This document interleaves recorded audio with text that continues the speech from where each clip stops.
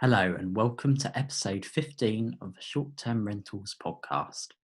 My name is Paul Stevens, news editor of ShortTermRentalz, and today I'm joined by Nicolai Padoan, Global Commercial Head and Director of Development Europe at Kerten Hospitality. Hi Nicolai, how are you doing? Good, thanks. Good to speak to you. Where are you calling in from today? I'm in Vienna, Austria. So today we're going to be discussing how Kerten Hospitality's new Cloud 7 residents are equipped for customers in light of the pandemic, the convergence of asset classes, and how operators will need to rethink their spaces in the future. So my first question is, how has Kerten Hospitality been affected during this pandemic? I think, like all the rest of us, it's been unprecedented. Nobody knew what was happening, really. Hospitality business being hit heavily, we obviously had to rethink and temporarily close down our hotels. But overall, I think our business model, and that I doubt we will remember this time as a positive and a great epoch of our lives. But I think in terms of business, our models have always been kind of disruptive and rethinking and looking for new opportunities. And as an optimist, I think we have actually felt a lot more openness towards our propositions, and we kind of our creativity process hasn't stopped. So it's been very busy. We've done a lot of talking. So it's the greatest thing is we start also seeing a bit of travel coming back now, and business is starting slowly to return. So it's been a bit of a mix of emotions. As a person, worrisome, but in terms of business, I think lots more people have started to understand that maybe the traditional way of the industry has changed or needs to change. That's interesting to hear, and mentioning that we won't understandably remember this as too much of a positive time, but at the same time you're about to open your Cloud 7 service residence in Jordan, and you're going to be providing these short and long-term rentals, I believe. So could you talk a little bit about these, maybe how you've equip them so that they meet these new customer needs in light of COVID-19? Well, I think the Cloud 7 residences in Aqaba we're speaking about is opening in the coming week. So first day of trading would be the 30th of July. It's, what can I say? I mean, it's a secondary destination in Jordan. Up and coming destination, building basically its business at the moment on domestic travel. So I think this, in whatever country we are in, most people are kind of changing their holiday plans and are starting to look at domestic locations of where to go and what to do. And this is really a product that is able to cater to that need.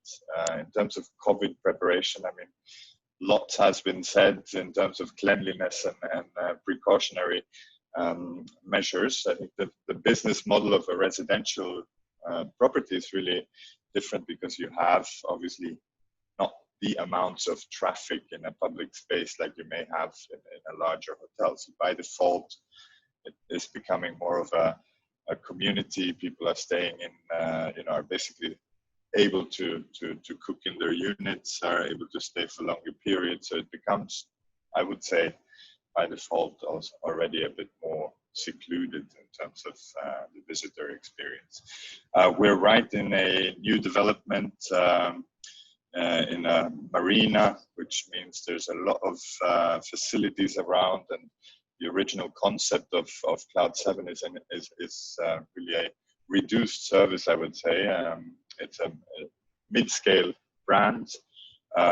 This one we're speaking of in Aqaba is a bit above the average, I would say, but it is building off really tying the community into the hotel, so that we are not operating 12 restaurants ourselves, but we are able to offer whatever the community brings into the units. There's a supermarket delivery service, there are restaurant delivery services, there's a lot of things that are being brought from the outside community into that property, which means, you know, it's really a accommodation focused only with additional services on request. And that leads me nicely on to the third question. So as a mixed use operator, with brands across branded residence, hotels, service departments, co-working spaces and offices, I hope I've got all those right. How do you expect these asset classes to continue their convergence post-COVID, and particularly looking from a short-term rental perspective? And I guess at Kerten, how are you? Do you think these are you seeing these changes being accelerated by the pandemic? I mean, first of all, I think mixed use is really becoming quite a standard term. So it's important to kind of see, when we go in and look at these assets, we don't necessarily have an idea already. We don't come in with templates. So it's really, if you look into our pipeline and our upcoming hotels, there are very little similarities between one and the other, even though we have brands that are kind of dictating a little bit the service concepts, etc. We try to look at it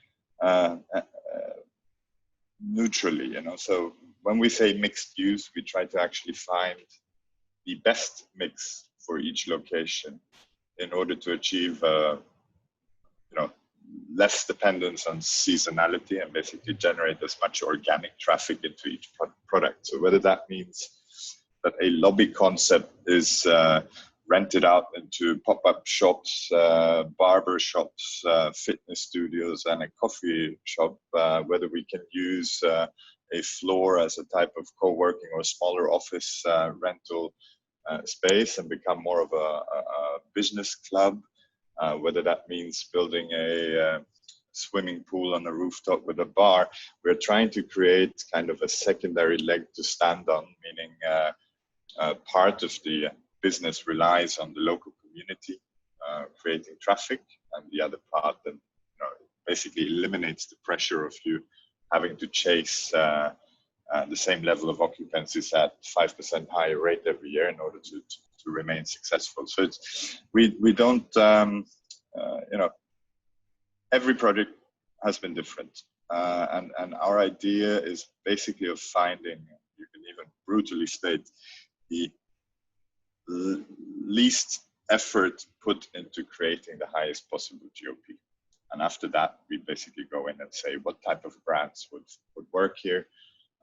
We would look into what type of food and beverage concept may fit the best. Obviously, in this COVID period, a lot of food and beverage concepts have had to be rethought.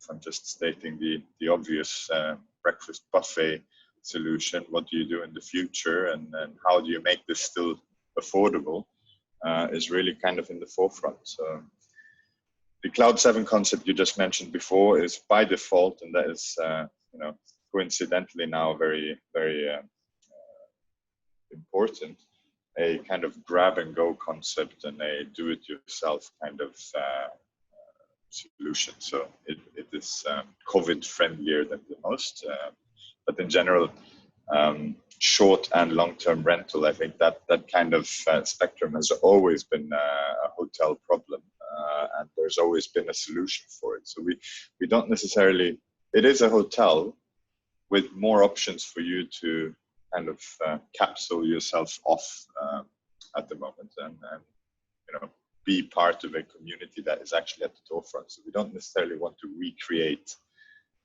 everything under one roof, but we want to tie what is out there into the hotel. And if there is something that is needed in the area, we would probably supplement that with giving out space in our ventures to whatever that may be.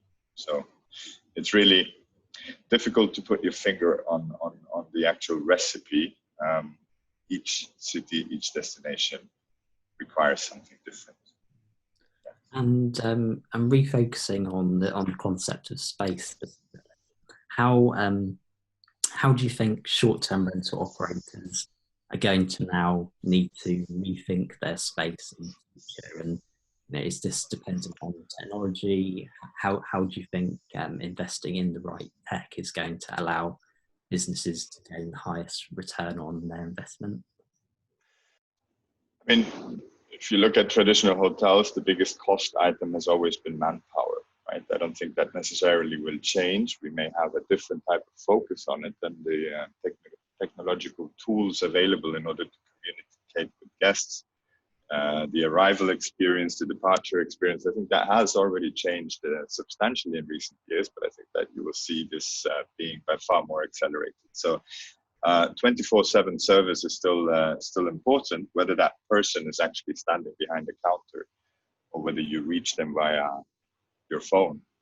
I think is really the big question now. And obviously, I don't want to be playing big predictions here, because I think we've seen things happen in our past, and then a year or two later, we kind of very quickly came back to our old habits, right? So this may or not be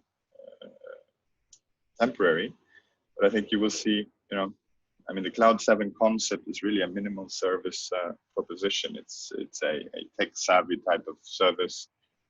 It's built on check-in and check-out terminals and chatbots and chat groups, etc., where we can kind of digitally provide services to our guests at limited touch points. This is, I think, what you will see continuing. Lots of interesting technology which is being looked at the moment is really how to tie in basically the community in itself in order to do that on one solution. So basically becoming the point of sale for suppliers, shops, and service providers in the city or in your location. It's obviously something interesting, but I think there's most of the stuff is out there already. I just think you will see a larger focus on where's the balance between physical service to, you can say technology or tech-based service solutions.